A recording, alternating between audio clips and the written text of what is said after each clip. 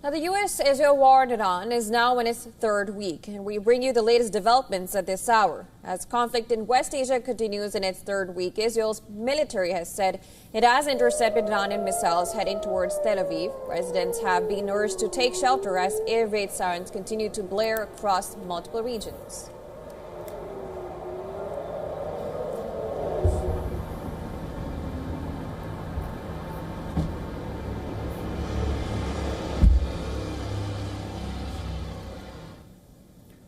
A new video has surfaced showing the aftermath of a strike in Tehran's Shahra ke Gharb district.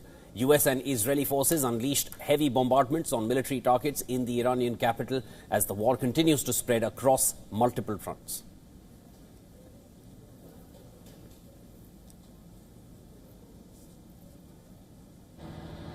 In Baghdad's Green Zone, a drone strike ignited a fire at the Al Rashid Hotel. According to Iraq's Interior Ministry, no one was injured in the attack. Witnesses saw a fire break out on the roof of the hotel, and a street leading to the hotel was blocked by a large security deployment with firefighters and ambulances present. Iraq's Prime Minister has condemned the attacks, including one on southern oil field, calling them threats to national security and vowing swift justice.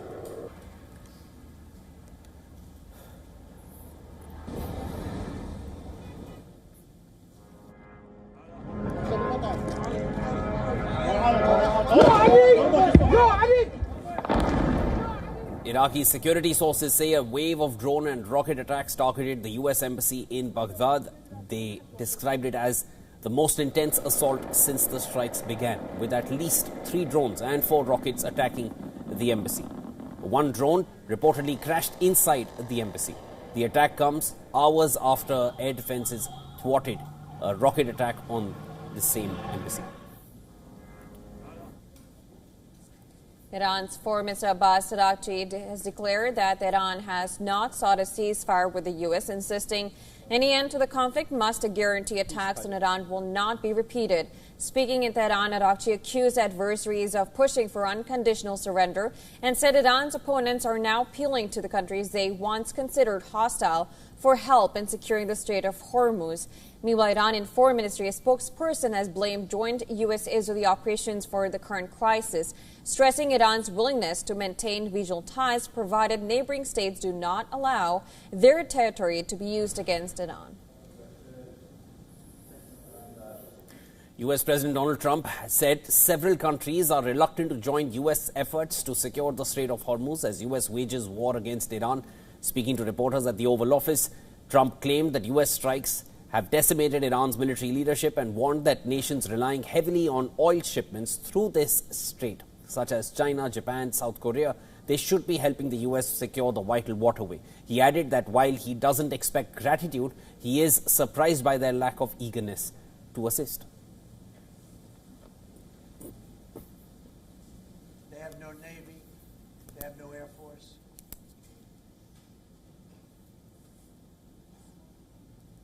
Well, to discuss more on this, we're now being joined by Elizabeth Laris, a Jung Senior Fellow at the Pacific Forum, live from Taipei in Taiwan. Thank you so much for joining us on the broadcast. I would like to begin with Trump's statement. He says that he doesn't know whether Moshtaba Khamenei is alive, and he does not. Washington is unclear whom it could negotiate with in Tehran. Meanwhile, we have the Foreign Minister from Iran who's saying that we will not negotiate until they guarantee that there will be no attacks on Iran. How do you look at these comments coming from Trump at the point where he's also ready to attack? He's not happy with how the Europeans are not supporting him in the Strait of Hormuz opening. And now he's saying that he does not know who to negotiate with. The picture becomes more complicated. Certainly, we have not seen Mohammad Khamenei, in reliably live, video. So there is a question if he's alive. The latest I've been hearing is that he was injured in the attack that killed his father. However, we don't know the extent of the injury. So he could be severely injured, and this is why we're not seeing live coverage of him. And so if Trump really wanted to sit down at a table and engage in diplomacy the way the foreign minister of Iran, says that we should have done, they should have done, it is kind of tricky. Who is he going to sit down with? The foreign minister? The foreign minister doesn't have ultimate authority. In Iran, it's the supreme leader, the supreme jurist, who is head of the theocracy there. That is the one that the United States would have to talk with. So with that leader being missing, it does rather complicate the picture. However, it doesn't look like either party is ready to sit down and talk negotiations and talk peace talks yet anyway. The problem is there are a lot of forces in and around Tehran. Number one, of course, the Islamic Republican Guard, but the supreme jurist is the head of that. And again, he's missing in action. And then there are other splinter groups that really could prolong this fight for a long time. Elizabeth, that's a concern that Trump had mentioned earlier as well, that he's unable to speak with Ayatollah Ali Khamenei, the late supreme leader, directly, and that has also created problems. That was initially the problem, and I think that's going to persist even with the new leadership in Iran. But at this point, do you find the U.S. largely isolated in this war that was started unilaterally? Well, the United States is carrying out this war in concert with Israel. So it has, Israel as a partner in this. Certainly, but NATO President or the Trump European nations, Australia, Japan, South Korea, how do you see them? Because they've all come out with their statements saying we want to have nothing to do with this. I think he was certainly expecting more of the Western Europe countries and Australia. And so far, we know Germany, the UK, Greece, Spain have absolutely refused. They like the oil, but they don't want to, their people to be killed over it, especially since Trump said something about maybe allowing some Russian oil back into Europe. And in Asia, here in Far East Asia, the Middle East is far away. It's not considered to be a top priority for a lot of these nations here. They are looking at North Korea. They're looking at China's aggression in South China Sea and West Philippine Sea. So that's more immediate to them, not what's going on as much. They're not ignoring it, but they're not as focused on the Middle East. And they're going to be reluctant to get involved in the Middle East because they've got their own bugbears in their backyard. And that being said, of course, these are also countries that will be affected when it comes to Strait of Hormuz. But again, as Shivan just mentioned, the isolation of Trump, because he once asked the Europeans to help him out. Then he warns them that you should, or there's going to be bad things happening to NATO. When that kind of comments come from a U.S. ally, and then we have the Western nations, for example, France or Italy, trying to contact Iran on the backhand, there seems to be an isolation from it's not that it's just the Europeans who are doing it. It's Trump who's literally mentioning that we're warning you that bad things will happen to NATO. How do you look at this, behavior, I would say, of Trump's? How many times do we see European nations saying no to the U.S.? Over to you. Yeah. We know that President Trump engages in a lot of hyperbole, right? He said, once he got elected, the Ukraine war would be over in 2 weeks. This war is going to be over in 2 weeks. He uses a really outrageous term. So look more at his, behavior. Of course, he's been very critical of Europe, of NATO defense spending. And so for the Europeans, here comes Trump threatening, bullying, more of the same. But look at his behavior. What can he do about getting those countries to engage in Straits of Hormuz? I don't know what leverage he has, but also this is what we're seeing publicly in front of the cameras. International relations is always at two levels. It's in front of the cameras, and then whatever is going on, negotiations going on behind doors. So, all I can say is this story will continue to evolve, and we'll know more in 15 hours from now than we know right now, and it'll just continue to progress that way. Elizabeth, at this point, do you feel U.S., with the support that it has, the gist of Israel, of course, they've started it, so they stand together, but can U.S. or U.S. and Israel force open the Strait of Hormuz on their own? I believe tactically that would be very difficult. My understanding is there's that if you look at a map, there's an extremely narrow passage, and the territory that belongs to Iran is mountainous right there. And so they could mine it. They could use kamikaze type attacks to get through that to try and prevent ships, from getting through that very narrow point. They've already, laid mines. So I think it would be extremely difficult for the U.S. unilaterally, and even with concert with Israel. So now Israel's getting much more engaged in Lebanon, and unfortunately for all parties concerned, we have not seen a lot of Israeli success in Lebanon. That story just keeps rehappening. So I think opening Hormuz is going to be very, very difficult. I think there's going to have to be some negotiations first. And also on the when it comes to the objective of the war, we've seen J.D. Vance flip-flopping on his comments, and then he goes according to Trump. I agree with Trump when he says that Iran should not have nuclear weapons. And there seems to be there's inconsistency, even in the administration, when it comes to, the goals of the war. How do you analyze this inconsistency? I think that J.D. Vance and some others in the administration are responding to what they're hearing from the American people. When President Trump ran for president, he said, no more wars, no forever wars. And here we are. He took out Maduro very quickly. So I think he was felt confident with that. It looks like Cuba might be on the verge of collapse. But, Iran is a sticky wicket. We've been working, on this problem for 40 years. But the American people are really divided on this. Most Americans are, I think I can safely say, against this Iran war. There are some very strong Trump supporters that are saying, Iran has been a threat. It's been killing our servicemen. It's been a terrorist state for 40 years. We can't let it have nuclear weapons. It does have ballistic conventional weapons that can be used as well. So it still is a huge threat. But I think, just looking at the polls, a lot of Americans are not really convinced by this.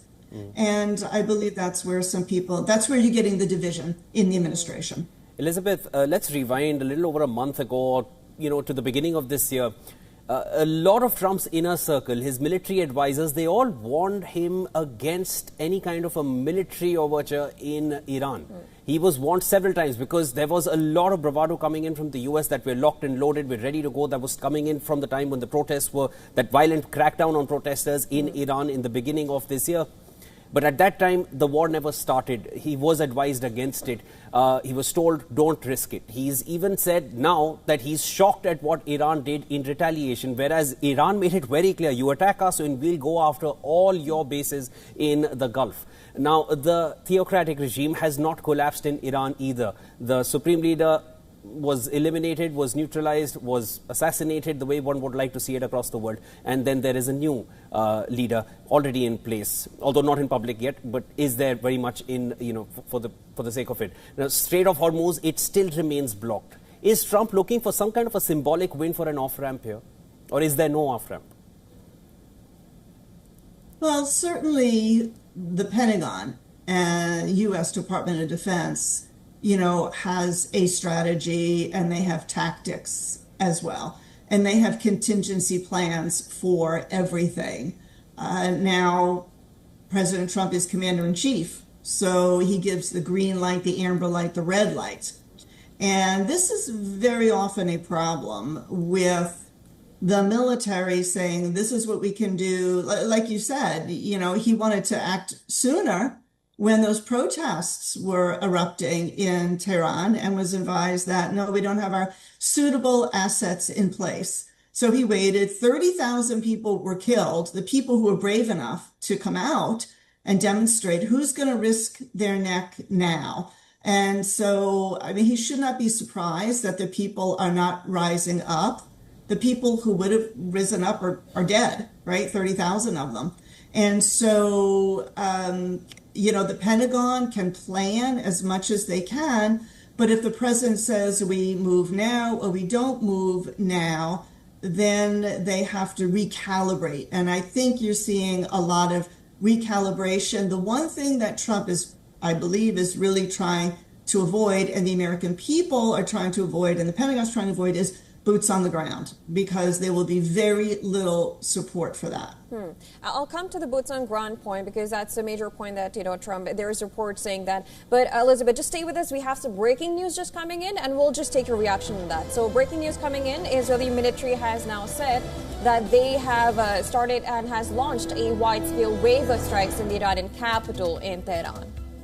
And this is hours after Israel's military said that missiles were launched from Iran and they were heading towards Israeli territory, calling on people in affected areas to head to shelters. And at the same time, Israeli military has said that it is striking Hezbollah targets in Beirut. Well, on Monday, Israeli President Isaac Herzog had sought support from Europe in his country's fight against Hezbollah as the Israeli forces carried out ground operations in Lebanon. And now what we know is that Israel has now started its attack on Iran in the capital, Tehran. This is hours after Israel's military said that missiles were launched from Iran that were heading towards its territory, calling it on people in affected areas to head to shelters. Elizabeth, so we know that this whole, retaliatory and then attacks are happening on the ground as of now. It doesn't seem like it's going to abate anytime soon. You talked about the ground, the boots on ground. Now, we have so Axios report had reported that Trump is planning boots on ground in the Karg Island. Now, that is an important island for Iran, and not just Iran, but also countries like China. How do you analyze, if at all, the boots on ground does happen? Where does this lead us to? Another escalation? Well, it leads to a more protracted conflict. Certainly, Karg Island is extremely important as an avenue, like a channel, for Iran's oil getting out. But remember, Iran needs to sell oil for revenue. I know we're quite concerned, about oil prices and gas prices. And, gas prices are high in the United States, but they're not as high as they were in 21 and 22, during COVID. So we're not there yet. But again, like this closing of Hormuz and selling oil, that's making oil available. That's a two-edged sword. Iran's not going to get the revenue if it doesn't sell. Now, it can apparently get oil out to China, but it's like China, I think only buys like 9% maybe of Iran's oil. So that's not like a big windfall, for Iran. So yeah, Karg Island, sure, Trump is trying to strangle Tehran, and Israel is hardening its blows against Tehran. It's making millions of people flee. Who knows where the heck they're going? But this is it's a strangulation, and it's a blow at the same time to bring the regime to its knees, to make it weak enough, theoretically, so the people then can rise up, but the people aren't armed. This is a problem when you have populations that are not armed. What are they going to fight with? How are they going to overthrow the regime? That's a question. Elizabeth, thanks so much for taking all those questions. I understand it's a very perplexing time. Everyone's really trying to understand where this is going, and most of all, partners of the US themselves are asking, give us more clarity on what the eventual plan is. So I can imagine how anybody else can have a better idea at this point. But thanks so much for joining us. There will be more to discuss as this only seems to be extending. That was Elizabeth Laris joining us here on World DNA.